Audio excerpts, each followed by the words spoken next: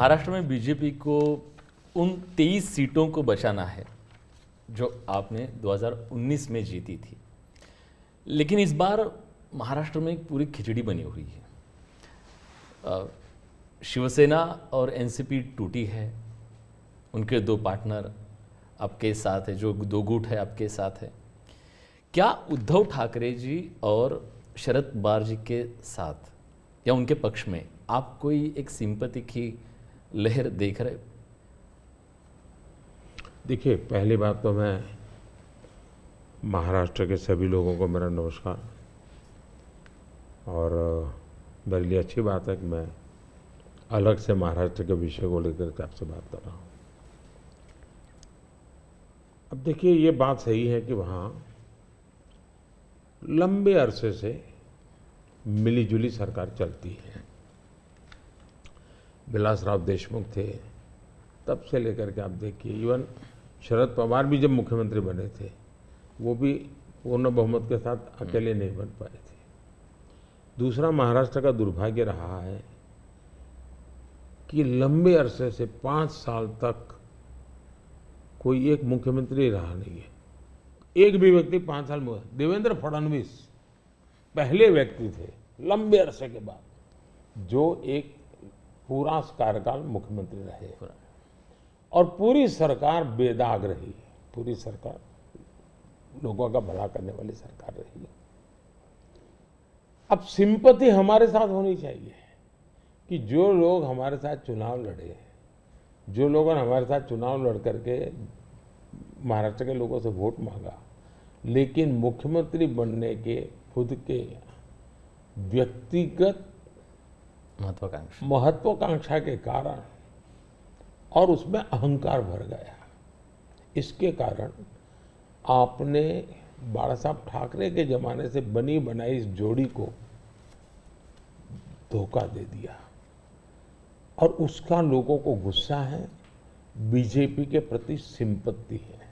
दूसरा, शिवसेना के अंदर जो तूफान खड़ा हुआ या एनसीपी के अंदर जो तूफान खड़ा हुआ, वो साफ साफ दिखता है कि जब आप अपने परिवार के लोगों को ही प्राथमिकता देते हैं और बाकियों को नहीं देते हैं, तो कभी न कभी तो कठिनाई पैदा होती है। शरद राव के घर में जो मुसीबत है, उनके पारिवारिक झगड़ा है, भतीजा संभाले कि बेटी संभाले। यहाँ भी इनका झगड़ा यही है कि भाई और कोई सक्षम नेता ऊपर आए कि खुद का बेटा भले, अभी जैसे यहाँ एक परिवार में कांग्रेस के चल रहा है उस पर, तो वो झगड़ा उनका है जी। और मैं मानता हूँ हमारा देश इस प्रकार के पारिवारिक झगड़ों के प्रति नफरत करता है, सिंपैथी नहीं करता है। तो ये बिल्कुल ही, आप सिंपैथी शब्द लेकर के सिंपैथी दिलवाने की अगर कोई कोशिश करता है तो मैं समझता हूँ वो भी फेल जाने वाली है। लोग नफरत करते हैं, लोग ऐसी चीज़ों को स्वीकार नहीं कर सकते कि भाई ये तुम्हारे घर के झगड़े, तुम घर में निपटो ना, महाराष्ट्र को क्यों बर्बाद कर रहे हो। तो गुस्सा है। दूसरी बात है, जहां तक आज शिंदे जी के नेतृत्व में जो सरकार चल रही है, भारतीय जनता पार्टी का ज़्यादा सीटें होने के बाद मैंने त्याग किया है। त्याग महाराष्ट्र की भलाई के लिए किया है। कुछ लोगों को लगता था कि हम सीएम बनना चाहते हैं, नहीं, तो हम सीएम बन सकते, नहीं बने। महाराष्ट्र की जनता को हमने कन्विंस किया है कि हम महाराष्ट्र के लिए जीते हैं, हमारे लिए नहीं जीते हैं। और इस चुनाव में ये सिंपैथी हमारे पक्ष में है कि इतना बड़ा दल, एक मुख्यमंत्री, सफल रहा हुआ मुख्यमंत्री, वो आज डिप्टी सीएम बन करके भी एक प्रकार से खुद के सम्मान को छोड़ करके आज भारतीय जनता पार्टी सिर्फ और सिर्फ महाराष्ट्र के उज्जवल भविष्य के लिए। और मैं मानता हूं हमारे देश में बंगाल बर्बाद हो गया, कोलकाता एक इकोनॉमी को ड्राइव करता था, लेकिन वहाँ इस प्रकार की उठापटक की राजनीति ने बर्बाद कर दिया। बिहार और उत्तर प्रदेश अस्थिरता की राजनीति ने तबाह करके रख दिए थे। महाराष्ट्र को इस हालत में जाने नहीं देना चाहिए। मुंबई देश की आर्थिक राजधानी है। हमें देश हित में भी महाराष्ट्र में मजबूती के साथ आगे बढ़ना चाहिए और ये बात हम महाराष्ट्र की जनता को समझा रहे हैं, उनको कन्वे कर रहे हैं और महाराष्ट्र की जनता बहुत पॉजिटिव रिस्पॉन्स दे रही है जी। ओके। महाराष्ट्र में बीजेपी, शिवसेना और एनसीपी की महायुति बनी है, लेकिन इस चुनाव में आखिरी समय तक सीटों की खींचातान बहुत चल रही है। अभी तक टिकट का वितरण भी बहुत जगह पे नहीं हुआ है। ये महायुति पर एक बड़ा सवाल नहीं है खड़ा करता?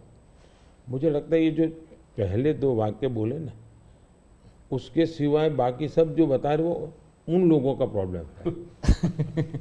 वहाँ सीटें तय नहीं हो पा रही हैं, वहाँ निर्णय नहीं हो पा रहा है, वहाँ पैरेलल चुनाव लड़े जा रहे हैं। इस बाजू तो ऐसा ही नहीं, तो चल पड़े हैं लोग, मिलजुल करके सीटें तय कर करके चल पड़े हैं जी, और वेल इन एडवांस कर दिया है। शिवसेना, बीजेपी और एनसीपी, ये तीनों ने इसको कर लिया है। सामने जो नकली पार्टियों का मेला मिलाप है वहां नहीं हो पा रहा है जी, उल्टा है। कितनी सीटें देखते हैं आप महाराष्ट्र में? पिछली बार 41 आई थी, इसलिए पूछ रहा हूँ ये सवाल। हम बहुत ताकत के साथ आगे बढ़ रहे हैं। वोट भी बढ़ेगा, सीट भी बढ़ेगी। सर, 2017 में आप ही की सरकार ने शरद पवार जी को पद्म विभूषण दिया था, जो देश का सेकेंड हाईएस्ट सिविलियन ऑनर है। लेकिन पिछले मंगलवार को शरद पवार जी ने एक कह दिया, मराठी में ते मराठीत असं म्हणाले की मोदी जी देशाचे नवे पुतीन आहेत, आप नए पुतीन बन रहे हैं।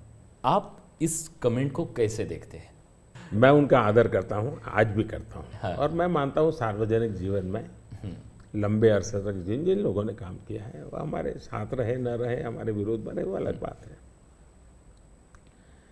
इसका मतलब ये हुआ कि जिसके अंदर वो पुतिन को देखते हैं उसकी सरकार से अवार्ड लेकर के वो गर्व कर रहे हैं। ये तो बहुत बड़ा कॉन्ट्राडिक्शन है भाई। लेकिन वो गर्व कर रहे हैं। जहाँ तक मेरी पार्टी की सोच और व्यक्तिगत रूप से मेरी सोच, अब देखिए हमने भारत रत्न दिया तो किसको दिया? प्रणब मुखर्जी, नरसिम्हा राव, चौधरी चरण सिंह जी, कर्पूरी ठाकुर, और इस देश में किसी ने क्वेश्चन नहीं किया कि मोदी जी अब इनको क्यों भारत रत्न दे रहे हैं। सबको लगता हाँ यार ये ड्यू था, डिजर्व था। किस दल के थे? हमारे खिलाफ ढेर सारी बातें उन्होंने बताई हुई ऐसे लोग हैं, लेकिन निर्णय उसके आधार पर नहीं होता है। आप पद्म पुरस्कार देखिए, मुलायम सिंह जी, असम के तरुण गोगोई जी, पीए सांगमा जी, जमीर जी, एसएम कृष्णा जी, आप देखिए जी, सारे लोग हैं दूसरी पार्टियों के हैं, हमने उनको पद्म दिया। हम पद्म देते हैं उनको अपने अपने क्षेत्र में जो उनका योगदान है, देश के लिए जो भी उन्होंने किया है, ये देश का दायित्व है। अवार्ड देश का है, दल का नहीं है जी। ये मोदी की पर्सनल प्रॉपर्टी नहीं है, ये भारतीय जनता पार्टी का उस पर कॉपीराइट नहीं है जी। तो मैंने पूरा पद्म पुरस्कार, तो मैं मानता हूँ कभी अगर आप स्टोरी चलाएं, मीडिया के लोग इंटरेस्ट करें, भारत में पद्म पुरस्कार को कैसे परिवर्तित किया गया, कैसे पद्म पुरस्कार एक प्रकार के सच्चे अर्थ में सम्मान बना दिया, इतना बड़ा काम उन्होंने किया है। अगर तारीफ होनी चाहिए तो इस बात की होनी चाहिए कि भाई आप बहुत बड़े सोच वाले लोग हैं कि आप ऐसे ऐसे निर्णय करते हैं। ये क्वेश्चन नहीं होना चाहिए कि आपने उनको क्यों दिया। नहीं, देने के बाद भी उन्होंने ऐसा है स्टेटमेंट, ये शर्ती थोड़ा होता है कि मैं पद्म देता हूँ मेरे लिए चुप रहना। ये कोई एग्रीमेंट थोड़ा होता है, सही। ये गिव एंड टेक फॉर्मूला नहीं है जी।